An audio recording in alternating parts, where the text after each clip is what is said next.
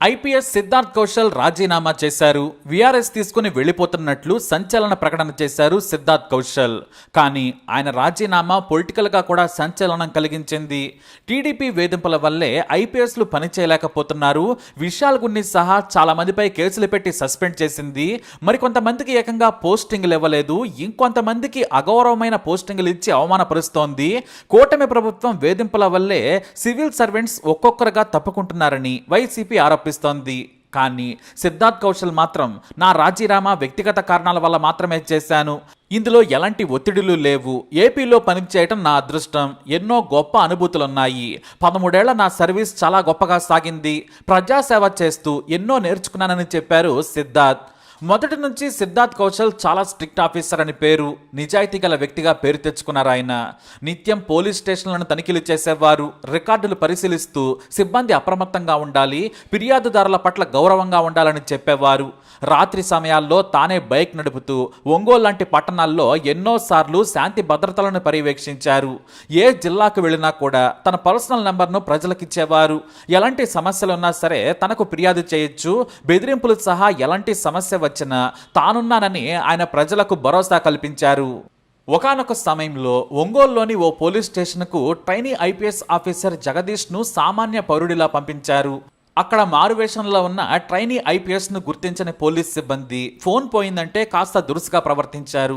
FIR copy ఇవ్వలేదు. పైగా కనీసం కూర్చోమని చెప్పకుండానే గంటసేపు నిలబెట్టి కానిస్టేబుల్స్, ఎస్ఐ, సిఐ సహా అందరూ కూడా దుందుడుకుగా వ్యవహరించారు. అసలు నువ్వు ఈ టౌన్కి ఎందుకు వచ్చావు? నీ ఫోనే పోయిందని గ్యారంటీ ఏంటి? సీసీ కెమెరాలు పరిశీలించి సాయంత్రం చెబుతామని చెప్పి పంపించేశారు. కానీ తమ స్టేషన్కి వచ్చిన ఆ యువకుడు ఒక ఐపీఎస్ అని తెలిసి ఆ తర్వాత వారంతా వణికిపోయారు. ఆ తర్వాత సిద్ధార్థ్ కౌశల్ వారందరికీ కూడా క్లాస్ తీసుకుని పద్ధతిగా పనిచేయాలి, ఫిర్యాదుదారులను కూర్చోబెట్టి మాట్లాడించాలి, మనం గౌరవం ఇస్తేనే ప్రజల్లో మనకు గౌరవం ఉంటుందని గట్టిగానే మందలించారు. ఇదే కాదు, కర్నూలు, కడపలోని రౌడీ షీటర్లకు కూడా ఆయన సింహ స్వప్నంలా మారారు. కృష్ణా, ప్రకాశం జిల్లాలో ఆయన ప్రవేశపెట్టిన ఇన్నోవేటివ్ ఐడియాస్ గొప్ప పేరు తెచ్చిపెట్టాయి. నకిలీ మద్యంపై ఆయన పెద్ద యుద్ధమే చేశారు. సారా బట్టేలను ధ్వంసం చేయించి ప్రజలకు దగ్గరయ్యారు. నేరస్తులను మార్చేందుకు ప్రయత్నించారు. నేరస్తులనేవారు పుట్టుకతో తయారు కారు. వారి ఆర్థిక, సామాజిక పరిస్థితులు, చుట్టూ ఉన్న వాతావరణం వారిని నేరాల వైపు మళ్లిస్తోంది. వారిని సరైన దారిలో పెట్టేందుకు ఆయన మొదట చాలా మంచితనంతోనే హ్యాండిల్ చేస్తారు. వినకపోతేనే తనలోని పోలీసును చూపిస్తారనే పేరు తెచ్చుకున్నారు. ఎంతటి పేరు తెచ్చుకున్న ఆయన ఐపీఎస్ సాధించేందుకు ఎంతో కష్టపడ్డారు. సిద్ధార్థ్ కౌశల్ పుట్టింది హిమాచల్ ప్రదేశ్లో.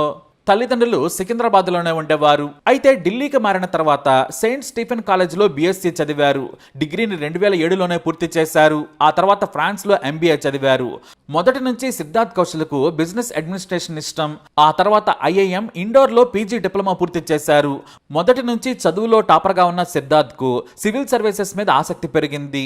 అంతకు ముందే మొదట జాన్సన్ అండ్ జాన్సన్స్లో పనిచేశారు. ఏడాది పాటు ఇండియన్ రైల్వే ట్రాఫిక్ సర్వీస్లో కూడా పనిచేశారు. ఇక లైఫ్ సెట్ అయిపోయిందనుకున్నారు ఆయన. రైల్వేస్లో మంచి జాబ్ దొరికింది. కానీ ఆయన సడన్ గా కలెక్టర్ కావాలనుకున్నారు. ఐఏఎస్ లేదా ఐపీఎస్ మీద చాలా ఆసక్తి పెంచుకున్నారు. 2012లో ఐపీఎస్ సాధించారు. ఏపీ క్యాడర్కు ఎంపికైన సిద్ధార్థ్ కౌశల్ ట్రైనీ ఐపీఎస్గా ఉన్నప్పటి నుంచి ఎంతో మంచి పేరు తెచ్చుకున్నారు. మహిళల భద్రతకు ఆయన అధిక ప్రాధాన్యం ఇచ్చారు. రౌడీలకు వణుకు పుట్టించారు. నకిలీ మద్యం నుంచి రౌడీ షెట్టర్లను ఏరివేసే వరకు ఆయన ఊరుకునేదే లేదు. ఏ జిల్లాలో పనిచేసినా సరే కింది స్థాయి సిబ్బంది నిత్యం అలర్ట్గా ఉండేవారు. అంతలా ఆయన పనిచేశారు. ఆయన సిన్సియారిటీకి, పనితనానికి విక్కీ బెస్ట్ పోలీసింగ్ అవార్డుతో పాటు బెస్ట్ ఎలక్టోరల్ ప్రాక్టీసెస్ అవార్డులను కూడా అందుకున్నారు. Technology adoption, national policing mission సర్వీసెస్లో ఆరితేరారు సిద్ధార్థ్ కౌశల్. సైబర్ సెక్యూరిటీకి ఎక్కువగా ప్రాధాన్యత ఇచ్చేవారు. ఏ జిల్లాలో పనిచేసినా తనదైన పనితనం చూపించేవారు. నేరాలు ఎప్పుడు ఉంటాయి, పోలీసింగ్ కూడా నిత్యం చేయాల్సిందే. కింది స్థాయి కానిస్టేబుల్ నుంచి ఉన్నతాధికారుల వరకు టీమ్గా పనిచేస్తేనే నేరాలు తగ్గుతాయి, శాంతి భద్రతలు బాగుంటాయి. అప్పుడే మహిళా భద్రత కూడా మెరుగవుతుందని నమ్ముతారు ఆయన. ఇంత పేరు తెచ్చుకుంటున్న సిద్ధార్థ్ సడన్ గా ఆయన స్వచ్ఛంద ఉద్యోగ విరమణ చేశారు. ఈ రాజీనామా ఏపీ రాజకీయాల్లో పోలీస్ డిపార్ట్మెంట్లో ఒక్కసారిగా చర్చనీయాంశంగా మారింది. ఒక వర్గం మాత్రం ఆయన రెడ్ బుక్ పాలనలో నాయకుల వేధింపుల వల్లే రాజీనామా చేశారనే వ్యాఖ్యలు వినిపించాయి.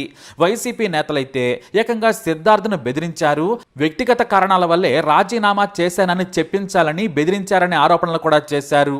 కానీ సిద్ధార్థ్ కౌశల్ మాత్రం ఈ ఆరోపణలను కొట్టిపారేశారు. నేను చాలా ఆలోచించి నిర్ణయం తీసుకున్నాను, కుటుంబ సభ్యుల అభిప్రాయాలు తీసుకున్న తర్వాతే ఉద్యోగానికి రాజీనామా చేస్తున్నాను. ఇది వ్యక్తిగత కారణాలతో తీసుకున్న నిర్ణయం మాత్రమే. ఐపీఎస్గా పనిచేయటం నా జీవితంలో మరిచిపోనిద్ది. ప్రజాసేవ చేయటం, అది కూడా ఏపీలో నేను ఐపీఎస్గా పనిచేయటం గొప్ప గౌరవాన్ని కలిగించింది. ఇక్కడ ప్రజల సేవ నేను మరిచిపోను. ఇది నా సొంత రాష్ట్రం. ఈ ప్రేమను ఎప్పటికీ గుర్తుంచుకుంటాను. ఏపీ ప్రభుత్వానికి, నా సీనియర్లకు, నా సహచరులకు కృతజ్ఞతలు చెబుతున్నాను. మీ మద్దతు వల్లే నేను పని చేయగలిగాను. నేను కృతజ్ఞతాపూర్వకంగా జీవితంలో ముందడుగు వేయాలని ఈ నిర్ణయం తీసుకుంటున్నాను. కొత్త జీవితాన్ని మొదలు పెట్టాలనుకుంటున్నట్లు సిద్ధార్థ్ కౌశల్ మీడియాకు పంపిన లేఖలో రాసుకొచ్చారు.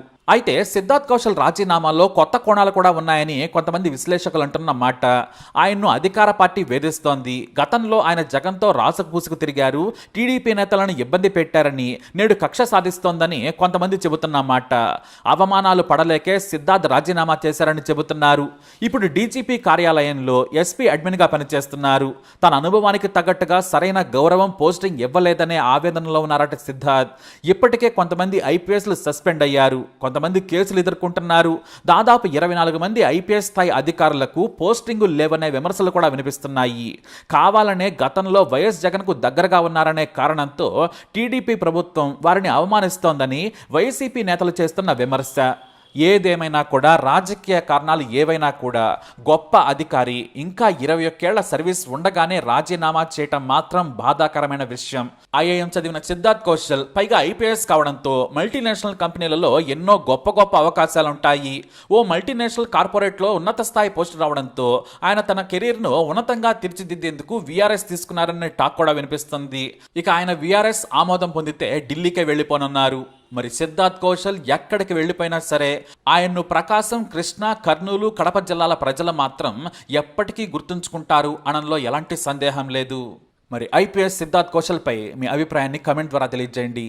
ఆయన సిన్సియారిటీకి, సూపర్విజన్కి తప్పకుండా ఈ వీడియోని లైక్ చేయండి, షేర్ చేయండి.